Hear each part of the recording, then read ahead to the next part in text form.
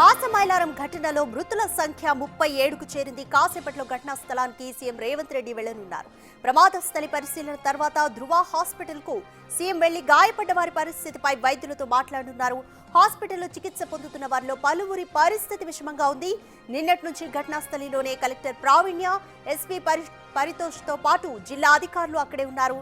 4 Hitachi ప్రొక్లైన్లతో భవనాల శిథిలాల తొలగింపు పనులైతే కొనసాగుతున్నాయి. రెస్క్యూ ఆపరేషన్లో ఎస్డీఆర్ఎఫ్, సింగరేణి టీమ్స్, హైడ్రా పాల్గొన్నాయి.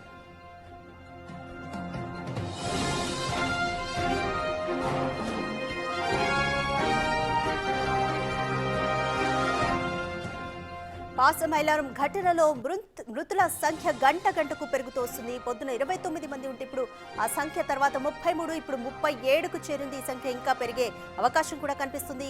కాసేపట్లో ఘటనా స్థలానికి సీఎం రేవంత్ రెడ్డి వెళ్లనున్నారు. ప్రమాద స్థలిని పరిశీలించిన తర్వాత ధృవ హాస్పిటల్ కు వెళ్లి గాయపడ్డ వారిని పరామర్శిస్తారు. అలాగే వైద్యులతో కూడా వారి పరిస్థితి పైన మాట్లాడతారు. హాస్పిటల్లో చికిత్స పొందుతున్న వారిలో 11 మంది వరకు కూడా వాళ్ళ పరిస్థితి విషమంగా ఉన్నట్లు తెలుస్తుంది.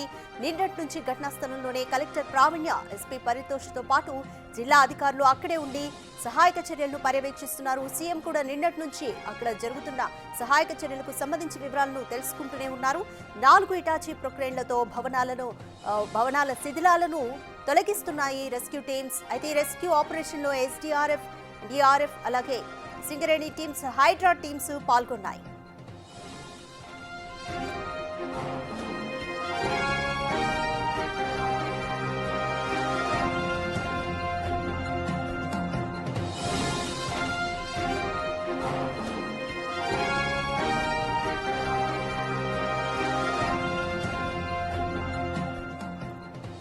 మోర్ డీటెయిల్స్ మా ప్రతినిధి విజయ్ అందిస్తారు. విజయ్, మృతుల సంఖ్య గంటకు పెరుగుతూనే వస్తుంది. ఇప్పుడు 37కు చేరుకుంది. ఇంకా పెరిగే ఛాన్స్ ఉందా?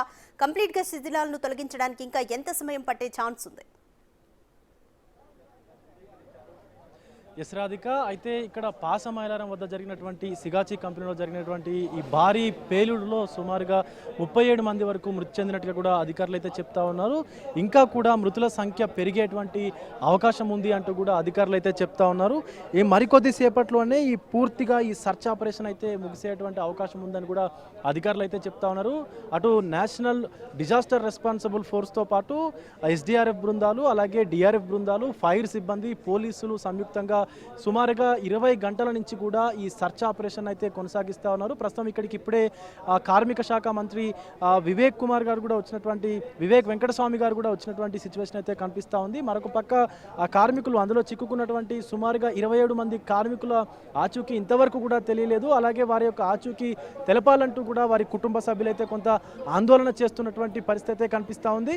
ఒక్కొక్కరుగా వారి కుటుంబ సభ్యులైతే ఈ పరిశ్రమ వద్దకు చేరుకుంటున్నటువంటి సిచ్యువేషన్ అయితే కనిపిస్తూ ఉంది. వారందరూ కూడా పోలీసులు నిర్వహించేందుకు కూడా కొంత సన్నాహాలు అయితే చేస్తూ ఉన్నారు. కానీ వారి పోలీసులను కూడా వినిపించుకోకుండా మా మనుషులు దాంట్లో ఉన్నారు, మా భర్తల్ని కోల్పోయాము, మా కుటుంబ సభ్యుల్ని కోల్పోయాము, మీకు ఈ బాధ ఏమర్థమవుతుంది అంటూ కూడా వాళ్ళు పోలీసులతో వాగ్వాదానికి దిగుతున్నటువంటి సందర్భం అయితే కనిపిస్తూ ఉంది. రాధిక, మా కుటుంబ సభ్యుల్ని కోల్పోయినటువంటి బాధలో మేమున్నాము, మా బాధని మీరు అర్థం చేసుకోవాలంటూ కూడా పోలీసులతో కొంత వాగ్వాదం జరుగుతున్నటువంటి సిచ్యువేషన్ అయితే కనిపిస్తూ ఉంది. మరికొద్ది సేపట్లోనే ఇక్కడికి ముఖ్యమంత్రి శ్రీ రేవంత్ రెడ్డి గారు కూడా చేరుకునేటువంటి అవకాశం అయితే కనిపిస్తూ ఉంది. ముందు ఈ సంఘటన జరిగినటువంటి స్థలాన్ని పరిశీలించిన తర్వాత అటు ఆసుపత్రిలో కూడా వాళ్ళని పరామర్శించేటువంటి అవకాశం అయితే కనిపిస్తూ ఉంది. ఈ కుటుంబ సభ్యులందరూ కూడా అటు జార్ఖండ్కు సంబంధించినటువంటి కార్మికులుగా కూడా చెప్తున్నారు. ఇందులో ప్రాణాలు కోల్పోయినటువంటి చాలామంది కూడా అటు జార్ఖండ్తో పాటు ఛత్తీస్గఢ్, అలాగే ఒడిశా రాష్ట్రాలకు చెందినటువంటి కార్మికులు కూడా ఈ ఘటనలో ప్రాణాలు కోల్పోయినట్టుగా కూడా తెలుస్తూ ఉంది. వీరందరికీ గవర్నమెంట్ తరఫున కూడా సహాయ సహకారాలు అందిస్తామంటూ కూడా గవర్నమెంట్ ఇప్పటికే ప్రభుత్వం కూడా చెప్పుకొచ్చినటువంటి పరిస్థితే కనిపిస్తూ ఉంది. కానీ ఎట్టకేలకు ఈ ఘటన జరగడం అనేది తీవ్ర దురదృష్టకరం అనే చెప్పాలి. ఎందుకంటే ఏదైతే మనకు దాంట్లో తయారు చేసేటువంటి ఏదైతే మనకు ప్రొడక్ట్స్ ఉన్నాయో, అంటే ఆ యొక్క సాచురేటెడ్ సంబంధించి ఏదైతే మనకు ఆ ప్రొడక్ట్స్ అన్ని కూడా ఇటు టాబ్లెట్స్లోను అలాగే బ్యూటీ ప్రొడక్ట్స్లోను కూడా యూజ్ చేస్తారు అంటూ కూడా చెప్తా ఉన్నారు. సెల్యులోజ్ అనేటువంటి మైక్రో క్రిస్టలైజ్డ్ సెల్యులోజ్ అనేటువంటి పదార్థాన్ని కూడా లోపల ఆ యొక్క సిగాచి కెమికల్స్కి సంబంధించినటువంటి ల్యాబొరేటరీ ఏదైతే ఆ ఫ్యాక్టరీ ఉందో ఆ ఫ్యాక్టరీలో తయారు చేస్తారంటూ కూడా చెప్తా ఉన్నారు. అయితే ప్రమాదం జరగడానికి మెయిన్ రీజన్స్ 2 బ్రాయిలర్స్లో ఏదైతే రియాక్టర్స్ ఉన్నాయో ఆ బ్రాయిలర్స్లో బొగ్గును వేసి ఆ హీట్ జనరేట్ చేస్తారు. ఆవిరిని జనరేట్ చేసిన తర్వాత దాన్ని ఈ కెమికల్స్కి అంటే పౌడర్గా మార్చడానికి ఉపయోగిస్తారు. కనిపిస్తారు. సో ఆ యొక్క డ్రైయర్లోనే ప్రమాదం జరిగి ఉండొచ్చు అని చెప్పి కూడా ఇప్పటికే అధికారులు అయితే అంచనా వేస్తూ ఉన్నారు. కానీ ఇంకా శిథిలాల కింద సుమారుగా 27 మంది చిక్కుకున్నట్టుగా కూడా చెప్తా ఉన్నారు. మొత్తం ఘటన జరిగినప్పుడు సుమారుగా 130 మంది కార్మికులు ఆ యొక్క పరిశ్రమలో పనిచేస్తున్నట్టుగా తెలుస్తూ ఉంది. అయితే పొద్దున షిఫ్ట్ కావడంతో ఎర్లీ మార్నింగ్ 6 o'clockకే ఈ షిఫ్ట్కి అయితే అందరూ కార్మికులు అయితే వచ్చినట్టుగా తెలుస్తూ ఉంది. ఆ కార్మికులందరూ కూడా ఉదయం షిఫ్ట్ కావడంతో ఈ భారీగా ప్రాణ నష్టం వెల్లడింగ్ అంటే వచ్చినట్టుగా కూడా తెలుస్తూ ఉంది. భారీ ప్రాణ నష్టం కూడా జరిగినట్టుగా కూడా తెలుస్తూ ఉంది. అయితే అందులో ఉన్నటువంటి చాలామంది కూడా ఆ యొక్క శబ్దం రాగానే పెద్ద ఎత్తున కార్మికులందరూ కూడా వెంటనే ఆ యొక్క భవనం ఏదైతే పరిశ్రమ ఉందో ఆ పరిశ్రమ భవనం నుంచి గోడలు దూకి కూడా బయటికి పారిపోయి వారి ప్రాణాలు కాపాడుకున్నట్టుగా కూడా తెలుస్తూ ఉంది. చుట్టుపక్కల ఉన్నటువంటి అన్ని పరిశ్రమలను కూడా ఇప్పటికే క్లోజ్ చేశారు. ఏదైనా మళ్ళీ రియాక్ట్ అయ్యేటువంటి అవకాశం ఉందన్నటువంటి నేపథ్యంలో కూడా పూర్తిగా దానంతా కూడా క్లోజ్ చేసినటువంటి పరిస్థితి కనిపిస్తూ ఉంది.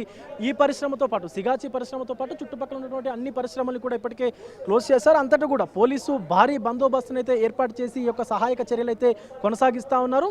ఇంకా కొద్దిసేపట్లోనే పూర్తిగా ఆ యొక్క శిథిలాల కింద ఉన్నటువంటి అందరి ఆచూకీ కూడా తెలుస్తుంది అంటూ కూడా అటు ఎన్డీఆర్ఎఫ్ బృందాలు, ఎస్డీఆర్ఎఫ్ బృందాలు, ఇటు ఫైర్ సిబ్బంది కూడా పోలీసులు కూడా చెప్తున్నటువంటి సిచ్యువేషన్ అయితే కనిపిస్తూ ఉంది. గత 20 గంటలుగా కూడా ఈ సహాయక చర్యలు అయితే కొనసాగుతూ ఉన్నాయి.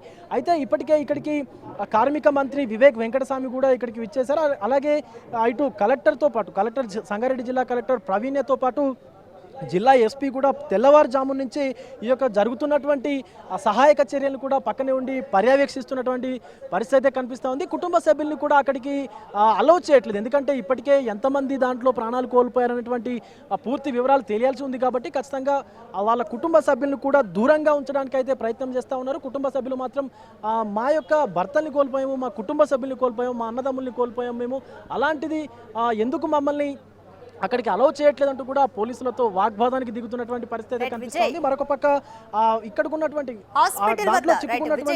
హాస్పిటల్ వద్ద పరిస్థితి ఏ విధంగా ఉంది? మృతదేహాలు అయితే గుర్తు కూడా పట్టలేనంత స్థితిలో ఉన్నాయి. DNA పరీక్షలు చేసి కానీ అప్పగించలేని పరిస్థితి. సో ఎప్పటికీ మృతదేహాలను అప్పగించే ఛాన్స్ కనిపిస్తుంది? ఇప్పటివరకు ఏమైనా మృతదేహాలని కుటుంబ సభ్యులకు అప్పగించారా?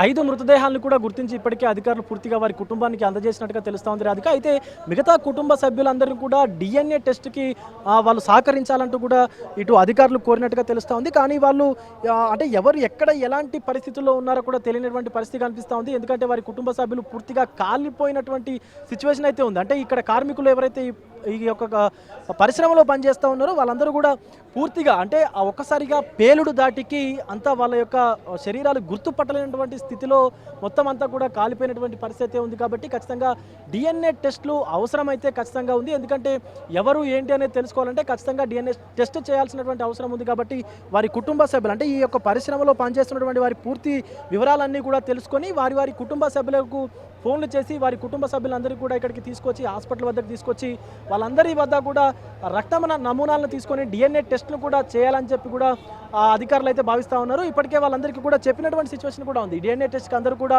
సహకరించాలి అంటూ కూడా చెప్పినటువంటి పరిస్థితి కూడా ఉంది. కానీ వారు మాత్రం కొంత ఆందోళన చేసినటువంటి పరిస్థితి కనిపిస్తూ ఉంది. నిన్న యొక్క పరిశ్రమ ముందు కూడా ఆందోళనకు అయితే దిగారు. అక్కడి నుంచి కుటుంబ సభ్యులందరూ కూడా వారి ఇంటికైతే పంపించేశారు. కానీ ఈరోజు మాత్రం ఆ యొక్క మృతదేహాలని వెలికి తీసేటువంటి పని చేస్తూ ఉన్నారు. కానీ మృతుల సంఖ్య పెరిగేటువంటి అవకాశం ఉంది అంటూ కూడా అధికారులు అయితే చెప్తున్నటువంటి సిచ్యువేషన్ అయితే కనిపిస్తూ ఉంది. మరి చూడాలి, మరికొద్దిసేపట్లోనే ఈ సెర్చ్ ఆపరేషన్ పూర్తయ్యేటువంటి అవకాశం అయితే కనిపిస్తూ ఉంది. ఇంకొద్దిసేపట్లోనే ఇక్కడికి సీఎం రేవంత్ రెడ్డి గారు కూడా వచ్చి ఈ యొక్క ప్రమాద ఘటన జరిగినటువంటి ఈ ప్రదేశాన్ని, ఆ యొక్క ప్రాంతాన్ని, ఆ యొక్క పరిశ్రమను కూడా సందర్శించి కుటుంబ సభ్యులు ఎవరైతే దాంట్లో ప్రాణాలు కోల్పోయినటువంటి వారు ఉన్నారో ఆ యొక్క శ్రామికుల కుటుంబ సభ్యులను కూడా పరామర్శించేటువంటి పరిస్థితి కనిపిస్తూ ఉంది. Radhika, thanks for the update Vijay. Pashamylaram ఘటనలో మృతుల సంఖ్య ఇప్పటికే 37కు చేరుకుంది. ఒకవైపు తమ వారి ఆచూకీ కోసం తమ వారిని గుర్తుపట్టాలంటూ కూడా కుటుంబ సభ్యులు ఫ్యాక్టరీ ఎదుట వెయిట్ చేస్తున్నారు. మరోవైపు హాస్పిటల్లో DNA టెస్టులు చేసి మృతదేహాలు కుటుంబ సభ్యులకు అప్పగించే ప్రక్రియ కొనసాగుతుంది. మరి కాసేపట్లో సీఎం రేవంత్ రెడ్డి ఘటనా స్థలికి చేరుకుని పరిస్థితి